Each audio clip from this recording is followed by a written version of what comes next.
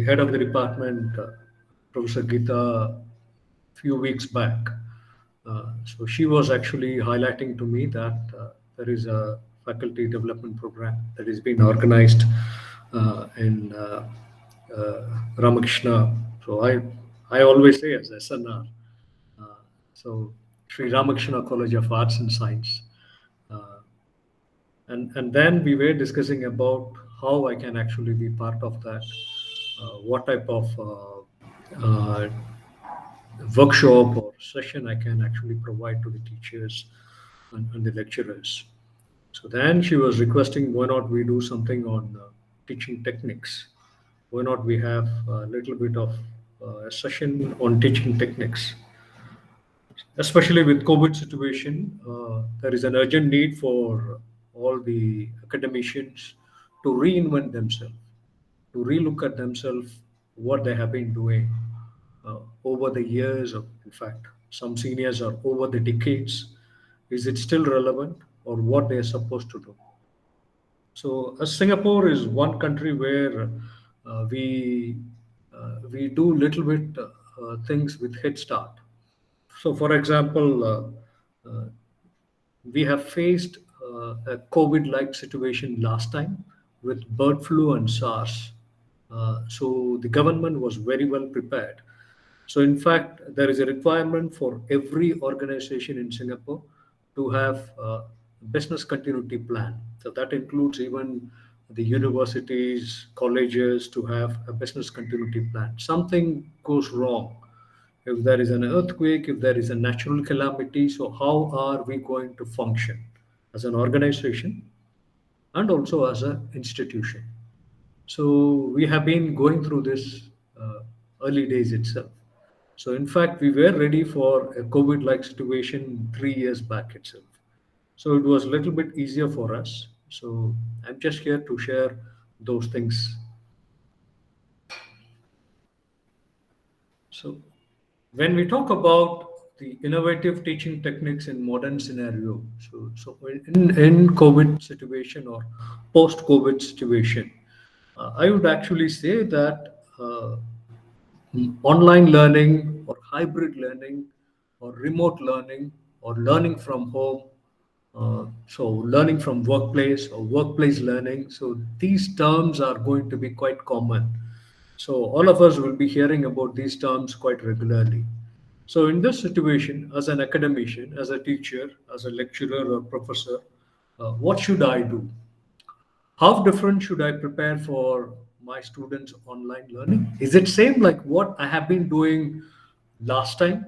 So for years or decades, so how I have been teaching management or marketing or commerce or accountancy or mathematics, whatever is the subject. Okay, so what should I do? That is one sort of question everybody is actually asking. Everybody is thinking. So the next question is the organization, the universities, the colleges are actually pushing the teachers to actually embrace technology. So when it comes to embrace technology, what type of technology do I need to adopt? Do I need to select?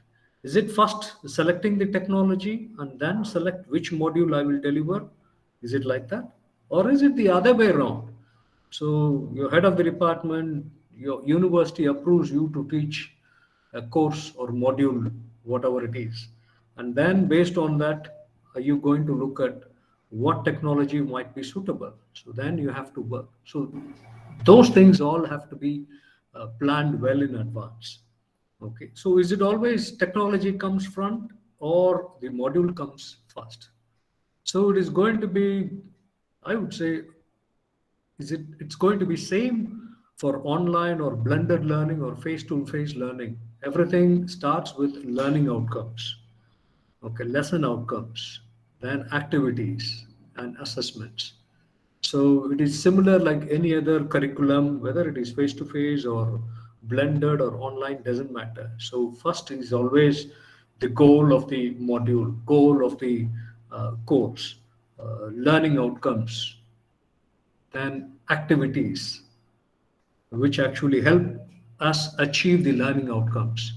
then what is the assessments. So it's going to be in that particular way, not that the technology part. Technology will actually help you in the activities. Technology may help you in the assessment, but the learning outcomes always comes first.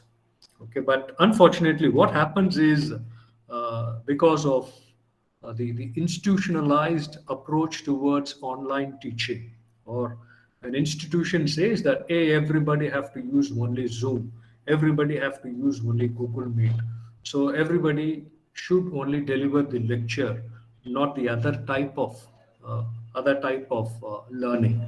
So all those things have to be actually taken care very carefully. So that I would say as the starting point whenever you want to plan your pedagogy, whenever you want to plan your lessons, start with planning the learning. Okay. So as I was saying earlier, remember technology should not be the driver for your teaching decisions. It is not that you fix the technology, you fix, oh, I am going to deliver 30 hours of lesson by Zoom. It's not in that particular way. It have to be the other way around. It have to be your, I would say, your learning outcomes, your learning activities, your assessments, and based on that, you have to bring in your technology part. So you have to understand that technology is just a tool, a vehicle that will actually help you uh, undertake your learning and teaching intentions. So it have to be the this way only. So technology is always going to come in the next. Okay. So overall, when you select a technology, when you select your learning outcomes, lesson outcomes, activities, assessment, remember there should be an alignment together. If there is no alignment, then you have a problem. For I'm giving you an example. So if you talk about in an MBA course, you may have, or even in the bachelor's course, you have a module or subject called business communication, managerial communication. So when you talk about business communication, managerial communication, definitely one of the learning outcomes there would be about formal, informal communication, uh, oral communication, verbal communication, non-verbal communication.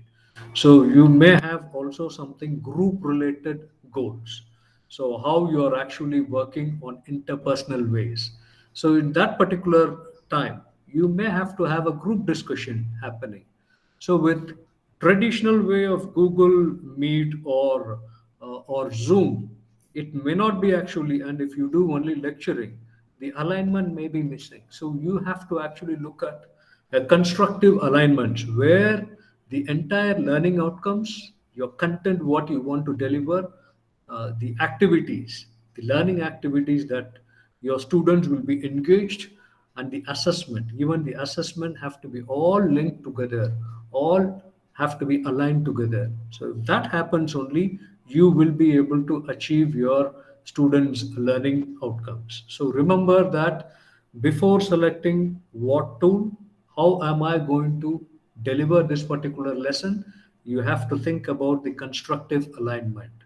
Okay, so I want to actually make sure that you get this particular thing. So don't actually select the technology and then think, how am I going to do it?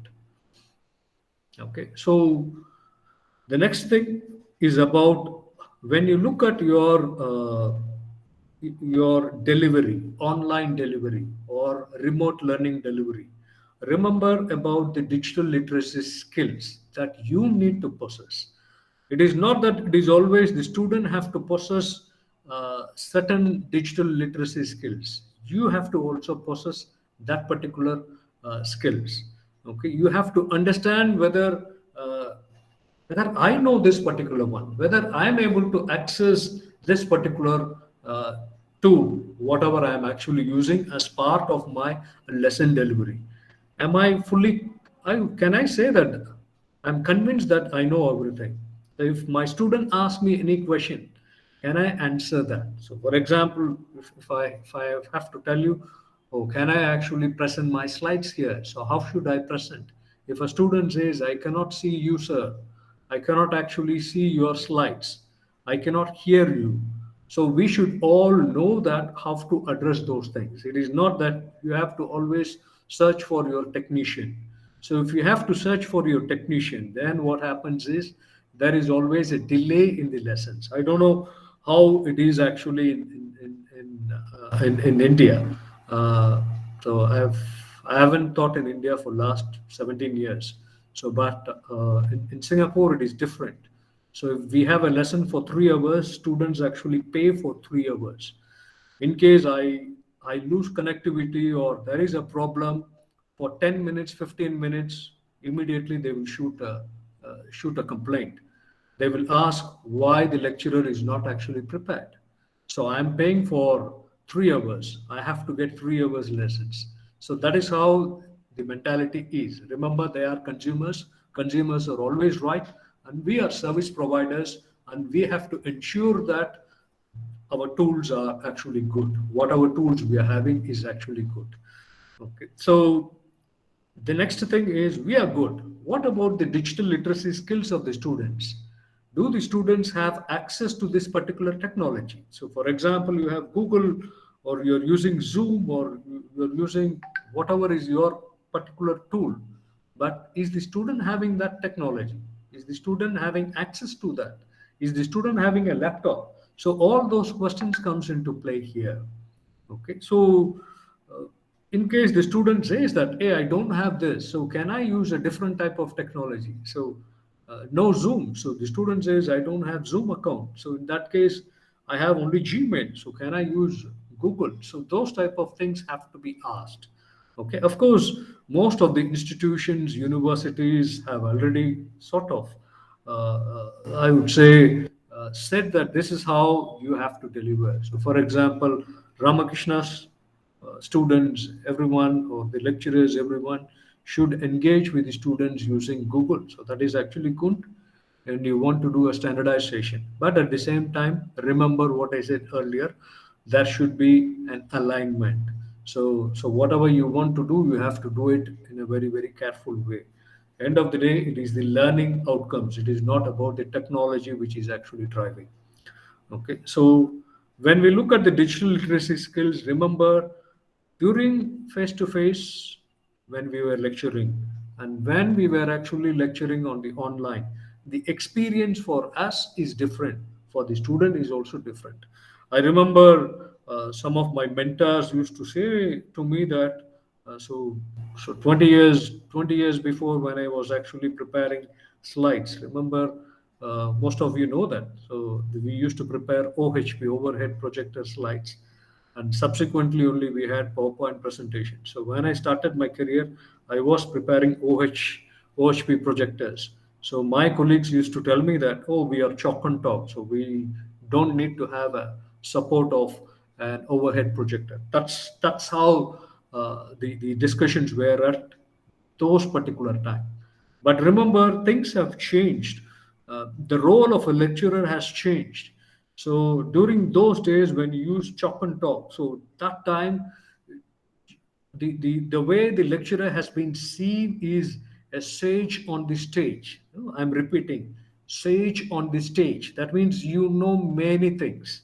Okay, so you know everything. So whatever a student comes in, so the student asks you any question, you're able to answer. You are the sage on the stage. But things have changed after online things came in, internet came in, the knowledge resources are everywhere. So you are no longer the stage. You are actually uh, someone who is actually a mentor, someone who is actually supporting the students' learning experience. That is what you have to do. So it's not the other way around. We have lost our position as sage to the technology, to the online things. So, for example, you say that, oh, today the COVID situation is actually very bad. So we say that, oh, it is 10,000 cases, 11,000 cases. The student can simply tell you that compared to last week, this week has actually gone up. I can see. Okay, so he just takes his handphone and then straight away says that I have everything. The informations are everywhere. So we have to be careful. Okay, so last time we were different, now we are different. So in this context, our preparation, our digital literacy skills matter because students' digital literacy skills have also gone up. So remember, when it is a face-to-face lesson, the experience is different. But when it is online, the experience, we are trying to replicate the same experience, but we have to see how far we can do that. Okay. So when I started off, I said the alignment is very important. So the learning outcomes, I know each one of you would have your own learning outcomes. Okay, so each of your subject or module will have learning outcomes. So the next question is about to attain that particular learning outcomes, what type of learning activities should I have? So here, if we look at the learning activities, I would say let's focus more towards the online thing because we are somehow have to actually embrace online learning. Uh, I will tell you that I know that the students are coming back to school, but remember, you don't really know whether that is going to last forever. We have to actually plan for contingencies. What if the student actually goes back? Okay, so what if the COVID situation gets worse? What if the numbers go up? So obviously, the government, universities, and colleges have to put the safety of the student and the teachers first. So they will straight away ask the student to learn from home. So in that particular situation, you have to go back to the online thing. Okay, so in this situation, I would actually say that these are the following learning activities you have to be good at. So it can be a discussion, it can be a debate, or it can be a group critic the students can actually work on, or it can be a presentation. So like what I'm doing now is a presentation. So then it can be a even a laboratory report or demonstration if it is a lab related courses, or it can be simulation or role play. So it can be even a formative quiz. It can be a self test which you can actually ask the student to do. It can be a written report or essay or peer review, or even you can ask the student to work on the journal. So or reflective writing, the students actually write a journal, or it can be a group work, or it can be e-portfolios. Okay, so it can be e-portfolios or visual portfolios, or it can be MOOCs.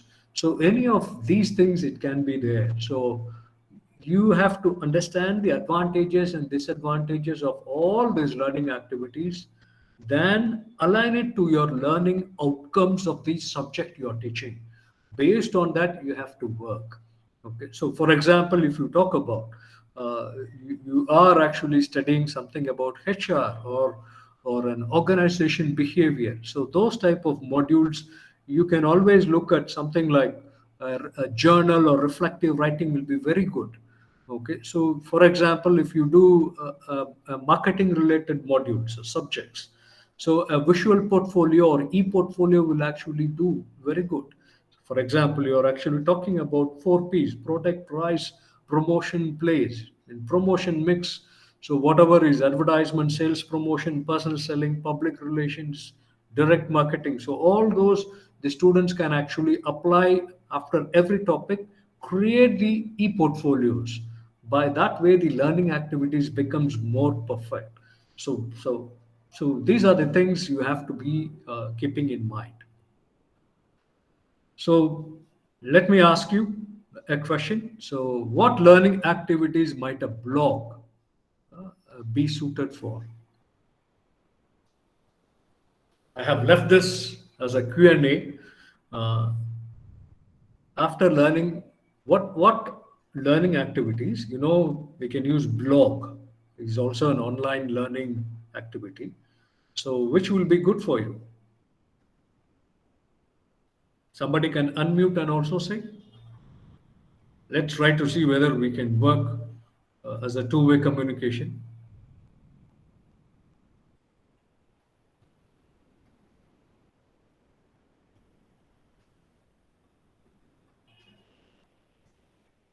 Blog.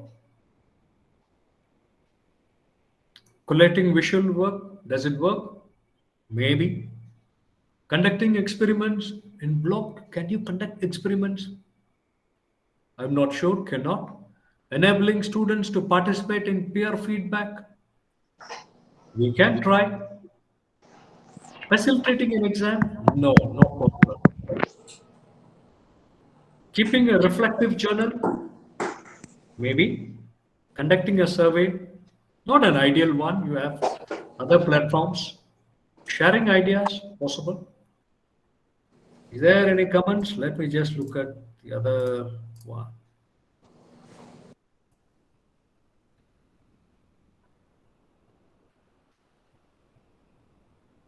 No comments. Sharing ideas, very good.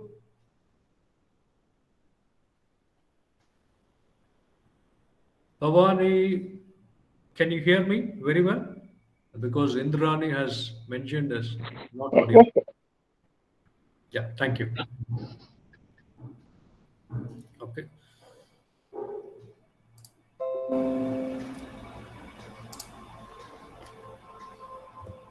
So this is the answer. So keeping a reflective journal is correct answer. Conducting a survey is correct answer.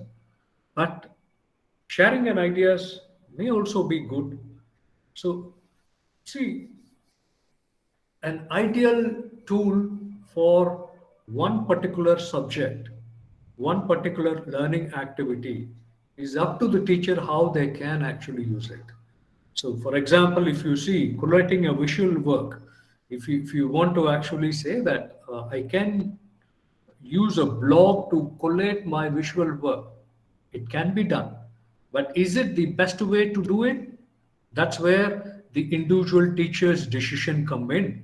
For example, if you want to do an e-portfolio, when you want to do an e-portfolio, then collating the visual work is very good. You just, for example, if it is a visual related visual communication, bachelor's visual communication type course, then what you need to do is you have to actually create a portfolio of your work. And if you want to apply for an internship, if you want to apply for something like a job, at that point of time you have to just share your e-portfolio. So by that way you're able to do it. So like that, each and every single learning activity, you guys have to be very, very clear how to do it. I would want to also share something about flipped classroom concept. Because of this remote learning or online learning, things have actually changed. So you no longer work on sort of or face-to-face teaching.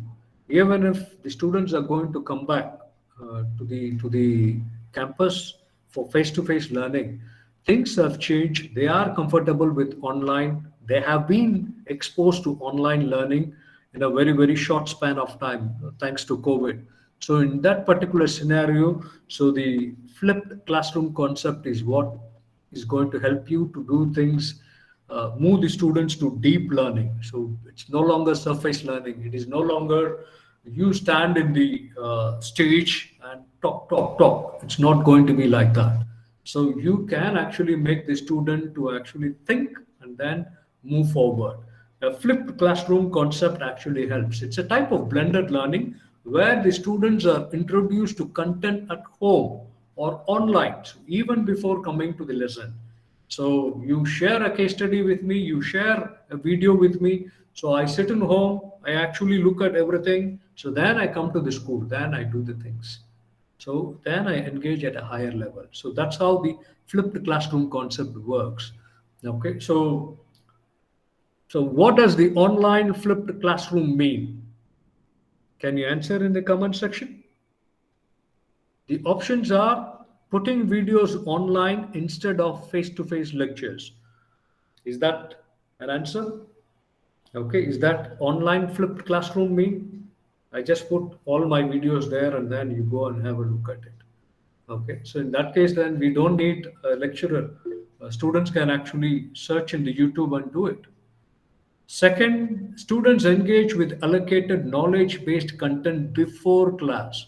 so that they can spend more time in the class actively engaging in higher level analysis and evaluation of concepts. So meaning is actually, so you give them the content before, let the student go through it, then come back to the campus or to the class, whether it is an online class or whether it is face-to-face class, and then discuss. So that is flipped classroom. Okay, so I think I show some messages. No, no comments. Okay, so the answer is this: students engaging with allocated knowledge based content before class so that they can spend more time in class actively engaging in higher level of analysis and evaluation of concepts. Okay, so I've provided the reference of Mahed and Mohammed. Uh, in a flipped classroom, so what happens is the delivery of the content is usually obtained through online videos prepared by the teacher or third party. It can be even a YouTube video, or it can be even the lecturer giving his or her delivery. The student actually watches those short instructional videos, then come back to the class to make the learning process more effective. Okay. So I just want to show this slide to you. It's actually a, a very important slide for all of us to understand where things are going to be. Remember, students are coming back to the class. That doesn't mean that we will always going to go back to pre-COVID period. That means it's no longer going to be a face-to-face learning or face-to-face things, which is going to be in future. Okay, it's not going to be a traditional time. So we may actually go live or online learning, or it can be a combined one. So face to face and also the online component together. So we call this as a hybrid one. Okay, so this particular research has taken last 6 year data, so 2015 onwards to 2020. So what it has done is actually it has compared the failure rate and the evaluation. So evaluation means student satisfaction, student evaluations. So you can see that the traditional one, which has always been like this, right? So in 2019, 2020, so 2020, you can see that because of COVID situation, the live online actually went up. Okay, went up. You can see because of the failure rate. The failure rate has actually gone up. 25% student failure was common. So this particular box is failure rate one. So normal face to face, you can see it's all like that. So, but suddenly we ran into all online mode, the student failures increased. Later, what happened? So now we are moving towards a combined one. So a little bit of face to face and also online. So hybrid learning is going to stay with us. Okay, so I would say that for country like India or the countries where COVID is actually stabilizing and you are going to go for face to face, it will not be a traditional learning. It is going to be a combined learning. Okay, so combined learning has actually got the failure rate in a better position. So not really a disaster one. Okay, so if you look at the student evaluation, so student satisfaction, if you see traditionally the student satisfaction used to be around 7. Okay, so all along it has been around 7. So, but with COVID situation, things changed. You can see that it dropped.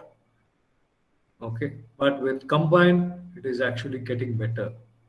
Okay, so you have to see that uh, the hybrid learning or a combination of online remote learning plus face-to-face learning is here to stay. So all the lecturers, all the teachers have to be prepared for that. So let's move to the next one. So I said that the learning activities are the things which you have to work on. What type of technologies you can actually bring in? Okay, so it can be 3D simulations, especially if you want to do a demo or demonstration, then 3D simulations are far better tool. Or it can be an automated quiz. So for example, you want to check formative assessment, so you want to check whether your student has actually understood or not, so you can do automated quiz.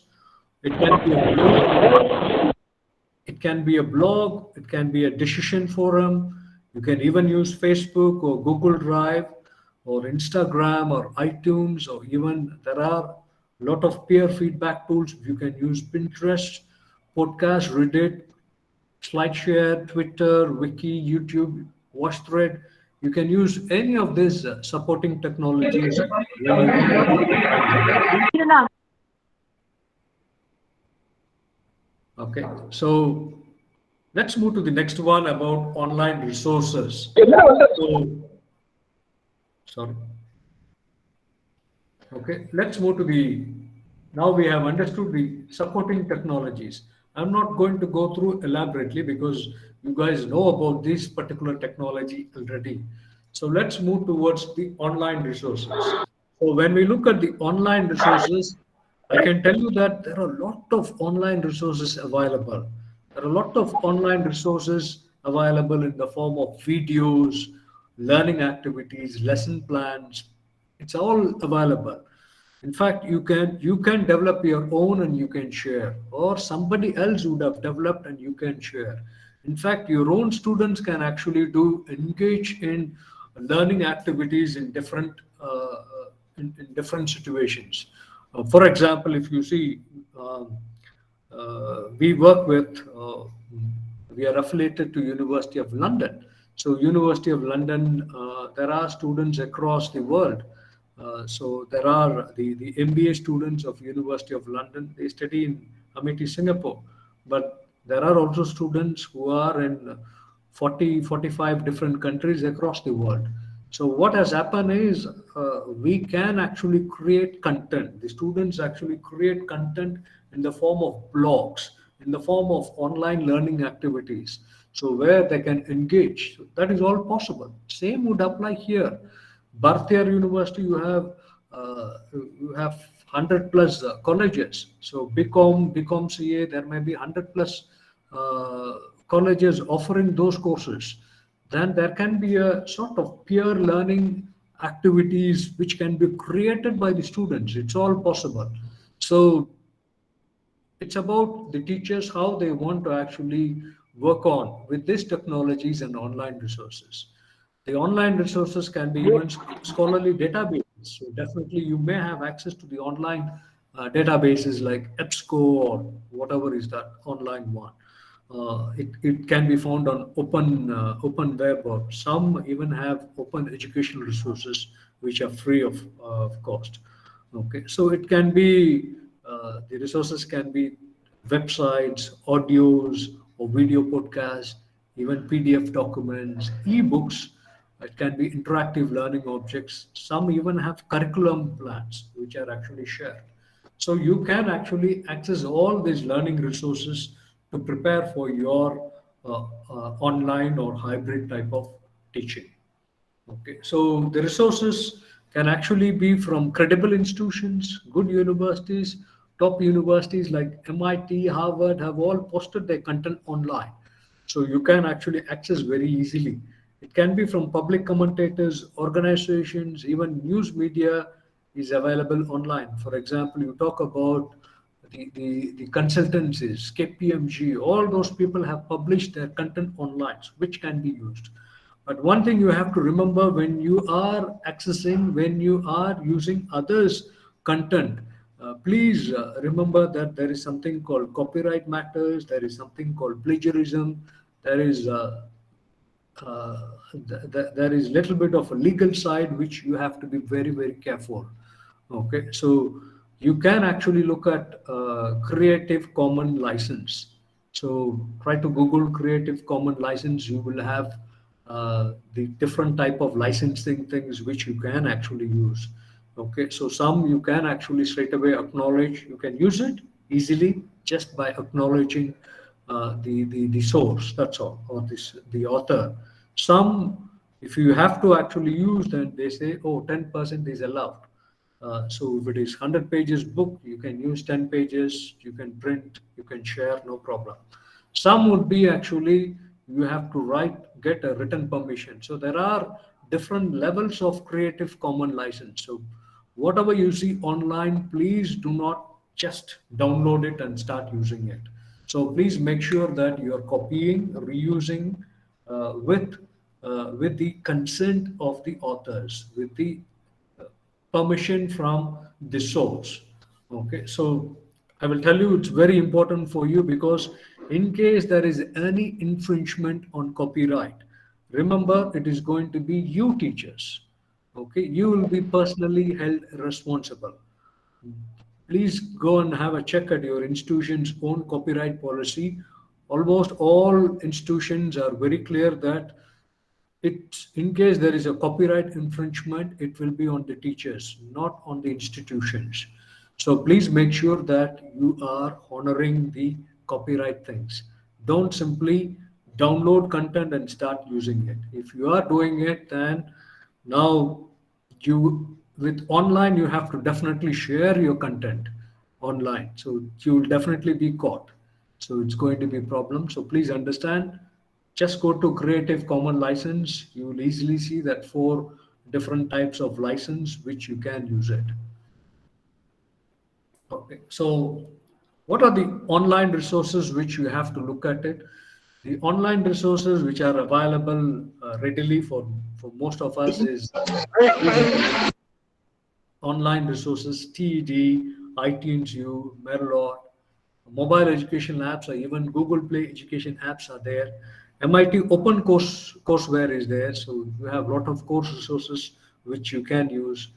Creative Commons search, you can do it. It can find free content on the web. OER Commons you can use. Wikimedia Commons you can use. You can use free media files there. So you want to create content, it is very, very easy there. So you need to know these are the online resources which are readily available for you guys. Okay, so these are a few things which I wanted to share when it comes to your readiness to teach, how to actually prepare, how to or where the contents are available. So this is what I want to share with you. Let me just give you a case study how things can actually go after the COVID-19 situation. Okay, so I told you that Singapore, the government is always proactive. So we have met a similar situation, not at this scale. The earlier during SARS and bird flu, there was sort of partial lockdown. So the foreigners were not coming into the country. So international students are not coming to the country. So in this situation, we have to actually do little bit. What is that called? Is a business continuity model. So all organization, irrespective of whether you're a business or retail or even if you are actually a shopping mall or whatever it is actually, or even a university, you should have a business continuity planning. So in that particular planning, we did all these things even in 2019 itself. So by that way, Amity Singapore, we actually came up with one thing called cohesive hybrid learning model. I will just share few of those. So in case uh, if moving forward, the learned colleagues here, if you want to use some of these, you can actually have a look at it. So we try to make a cohesive one. So we want to actually move towards a situation where a student, whether he is in the class, he is not in the class, doesn't matter, his learning should not be affected. So what we did, we tried to take the advantages of both face-to-face and online learning, build it to one holistic, cohesive learning process, teaching learning process. Okay, the advantages of this particular model, what we have embraced is it is flexible teaching learning. It gives accessibility to more diverse expanse of learners because our learners are full-time learners, part-time learners, weekend learners. Some of our learners are overseas. They are not in Singapore. They are not in sitting in our class. But still, we have to make sure that we have to deliver things to them. Okay, so that's the thing. There is a diverse span of learners, so we have to actually build things in such a way. So we have to optimize the education technology what is available. So we spoke about few of the technologies which you can embrace. So we want to optimize that. Plus, we also want to cultivate a student-centered online and offline community. So, as I said earlier, pre-COVID, online students being online was X, but now with post-COVID or now with COVID, you can see that the online community has actually gone up. So it is important for all universities or teachers or the colleges to ensure that you have a student-centered online and offline community, not only offline community. So plus we have to also look at in-person lessons plus also online lessons. So all have to be put together. Okay, so how we did this was actually we came up with a technology centered infrastructure. So this infrastructure and technical tools have actually been helping the flexible learning arrangements where you have the software, hardware, everything is actually together. So one would be like most of the institutions which they normally use the way to connect with the students like Microsoft Teams. So ours is Office 365 subscription. So all our teachers and students have access to Microsoft Teams, plus also Zoom, Zoom. In case we want to go for different classes to discuss with the students, then Zoom is what we normally use. Plus, we also have cloud-based student management systems and a variety of learning management systems are also used. We have different university partners. University of London uses. We use something called virtual learning environment. University of Northampton uses Northampton integrated learning environment. University of Stirling uses Canvas. So we also use Edmodo. So for some of our in-house courses. So these are the sort of an infrastructure, the software and hardware put together. We actually has built this cohesive hybrid learning model with whatever the planning to teach, whatever I have actually shared with you earlier.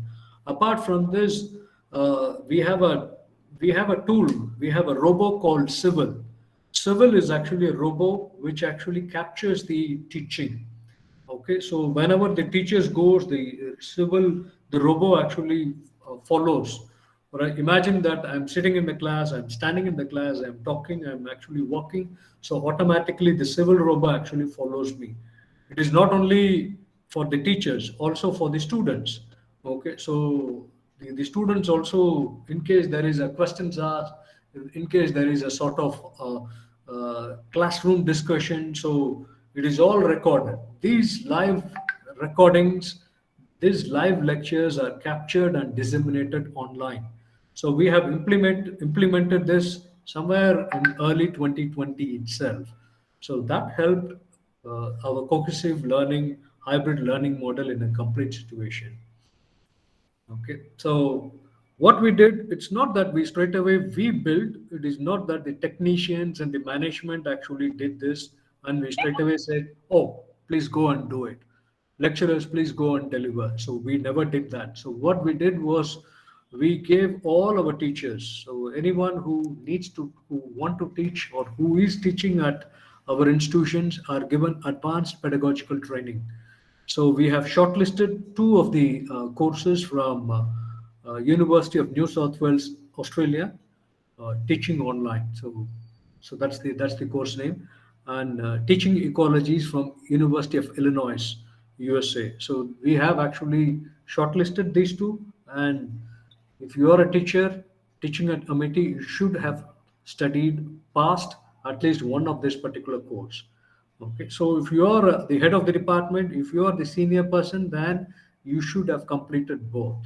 Okay, so the key appointment holders at the Amity team or have to actually learn the University of Illinois course, which is about e-learning ecology. So it's about mobile learning, active knowledge making, multimodal meaning, regressive feedback, collaborative intelligence, metacognition, differentiated learning, all these things, the academic team, the key academic team members like head of the departments or course leaders, these people should actually know. But irrespective of you're a teaching team head or you're just a teacher, you should actually go through this particular pedagogical training of the University of New South Wales, Australia. Okay, so which is about planning online learning activities, online assessment strategies, online resources, engaging, motivating students, and evaluation strategies. What I have actually shared with you is just an abstract of those things, little bit of what you guys should actually know. So if you want to actually teach online, okay. So what we have actually told you is this particular model, cohesive hybrid learning model, which we have implemented. I just want to share one case study of how it has affected the student outcomes. So we used to have a module or subject called a strategic project, University of London. It's a very, very challenging subject. Before we implemented this cohesive hybrid learning model, uh, the module top score had been 58%. The median score is 57%. You can see that it's very, very difficult subject. Okay, so I don't know how is it for when I studied MBA in Bharatiya University, there used to be a course called quantitative methods for managers in semester two. That used to be one of the challenging module where only 20% or 18% of the people pass. So it's always a very tough course. It is something similar to that, but not that bad. Okay, so I don't know whether it still has those type of passing rates. Okay, so this strategic project is a challenging one. After we implemented this cohesive hybrid learning model, our student outcomes were significantly superior. So last time I told you is 58% was the top score, but now 24% of the students are minimum distinction grade. So meaning is 100 students, easily 24 of them get distinction. The median score climbed to 66%. So last time was median was 57. So now the median is 66%. So last time top score was 58%. So now is 80%. So it actually helps a lot if we want to embrace this hybrid learning model. Okay. So these are the things which I wanted to share for the teachers.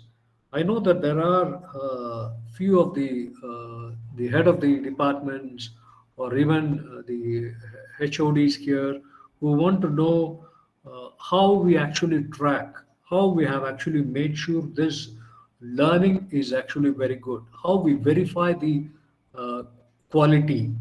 So I just want to show one of that here. So what we actually do in our institution,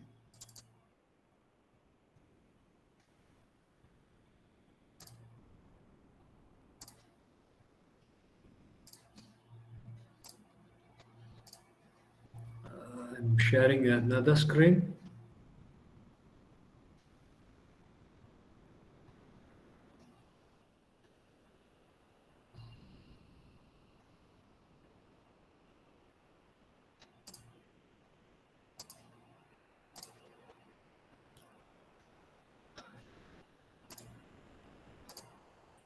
Share screen.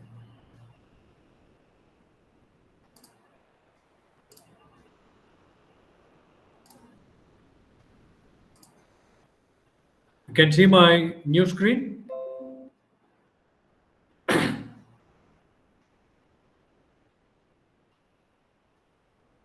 Can you see my new screen? Can someone say yes or no? Yes, sir. Okay, so what happens is in our institution, so we have teaching staff and there are non-teaching staff. So we have non-teaching staff who are called as student support officers or student management department. So what they do is actually they actually each of the department sends this to the top management every day.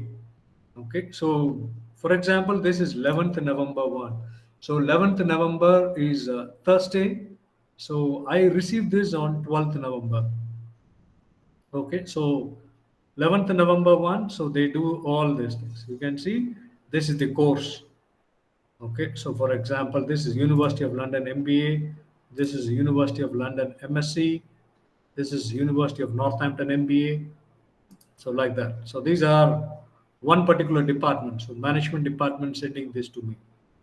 Okay, so these are the modules. So they gave me the lecture name plus also received on time. So what happened is it is not the duty of a non-teaching person.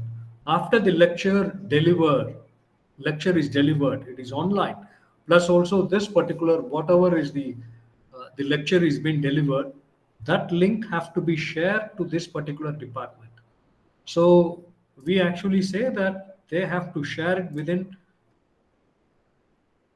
the next day within 3 hours. So but most of us what we do is after we teach we immediately send the link to the to this particular department, so it's the student management department. So whether it is received, yes, then the slides are sent to the student earlier. So it is not that we keep the slide with ourselves. So even before the lesson starts, the slides 24 hours before the slides have to be sent to the student. If there is any changes, of course, the lecturers would like to fine tune 3 hours before the lesson, 2 hours before the lesson. They have to update that to the student. So this is also being captured here. Then any issues, whether the recordings are not good, recordings are not done for whatever technical reason you want to actually say, it have to be captured here. And so all our lessons are 3 hours, so 180 minutes. So 180 minutes. So here is actually the quality check part. Okay, so 180 minutes lesson, 180. So it is all acceptable. So if it is 170, it is also acceptable. 165, sometime is acceptable. 160 is not acceptable. Okay, so then it covers audio clarity, the footage quality, so it is not shaky or it is uh, not good. So those things. So I will tell you that during the early stages, we don't get this excellent. Okay, so one I think 18 months back, we used to get something like good or very good, not excellent. So 18 months back, what happens is the lecturer they plan for 180 minutes, similar to face-to-face learning. But when they go and deliver, so it is like I'm asking you, please comment, nobody comment. So what happens if I have allotted for myself 5 minutes for student comments or student discussion, but in the end nobody speaks to you? It becomes a problem. So same thing here actually. So during that time, 18 months back, 180 minutes, the lesson have to be delivered. But you will see situation that after 145, the lecturer has nothing to talk. So those things are all avoided. So after some time, when you implement this model, things get better and better. So then talks about the quality, visibility of slides, teacher. Sometimes you will see the slides, you will not see the teacher. So sometimes you see only the teacher slides are not good. So all those have to be taken care very well.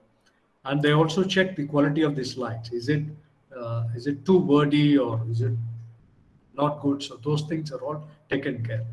Plus, there is also a quality check on the entire 180 minutes. You can see we have kept it on 10 minutes. So usually the first, uh, when you start a lesson, especially face to face, you will have students, but you will have some students coming 2 minutes late, 3 minutes late, 5 minutes late. Same goes for online. So you will have students joining after 3 minutes, 2 minutes. So we try to give ourselves a sort of 7 minutes window. So by 8th minute, the lecture should have started. Okay, so if I have 30 students in a class, supposed to be in the class, if 27 students are there, at the third minute, I immediately start. So only three students are there. In the third minute, then I wait for someone to come. So after 7 minutes only, we really start. So before that, we engage in conversation. So try to talk to. So you guys know how you actually do it. So talk about the past lessons. So what has happened, something related to the module. You try to talk, not really start the lesson. So this is 10 minutes, 20 minutes, 30 minutes, 60 minutes, 120, like that. So you can see whether there is a break, no break. You can see here is no recording, or you go up and see here is 177, 175. So it is all there. So by this way, we try to actually look at it. So these are our quality parameters. So because of this quality parameters, it is very, very detailed, and it is an independent, we can say a department, independent team, which actually looks at it.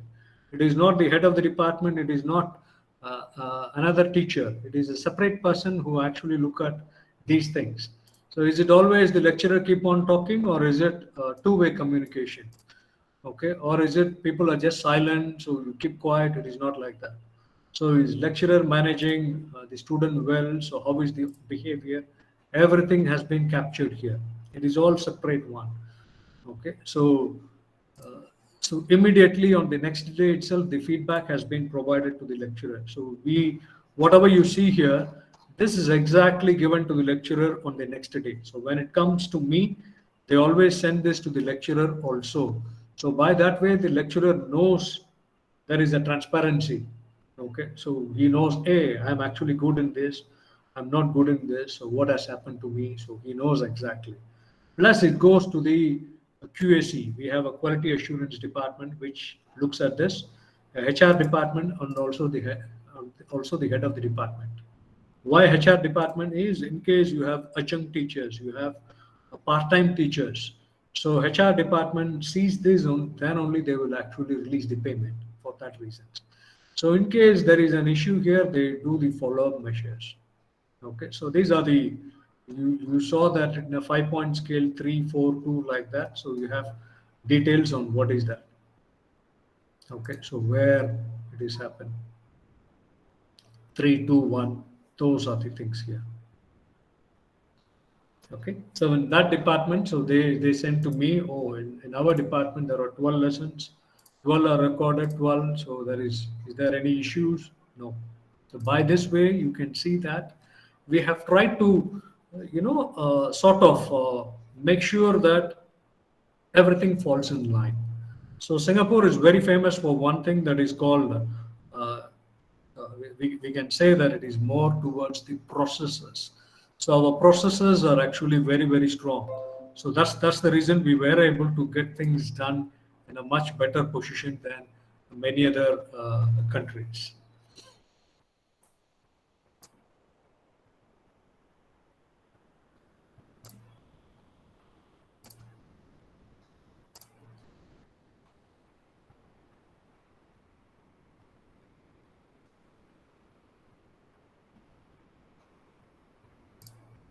Okay. So let me just go to the slides. Share.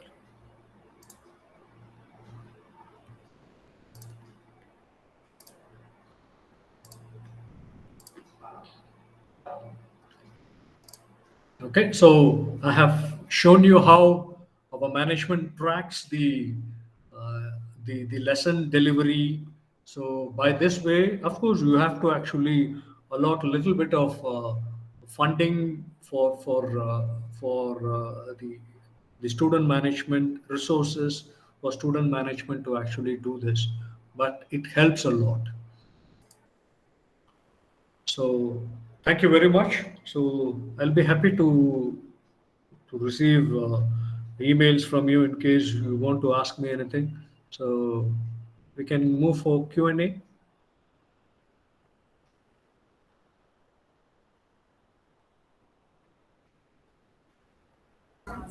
Now the forum is open for questions. Participants, if you have any queries, you can ask now.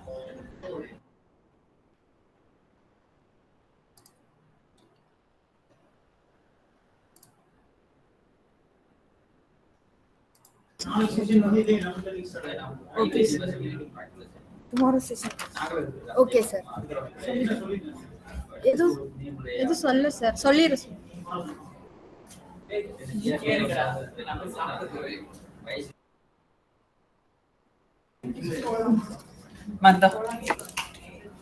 Thank you, sir, for your wonderful and inspiring session. You have shared a lot of information about innovating teaching techniques in modern scenario. Thank you, sir. Gratitude make a sense for our past, brings peace for today, and create vision for tomorrow. Now I could like to express my gratitude to all participants of the program for their presence and contribution to make this program success. I extended my gratitude to our Honorable Chief Guest, Dr. R. Ishwarmurthy. Thank you for spending your valuable time. Thank you. Tomorrow, the session will start at 11:30 a.m. Participants are requested to join the meeting. Thank you. Thank you, sir. Thank you. Okay, bye.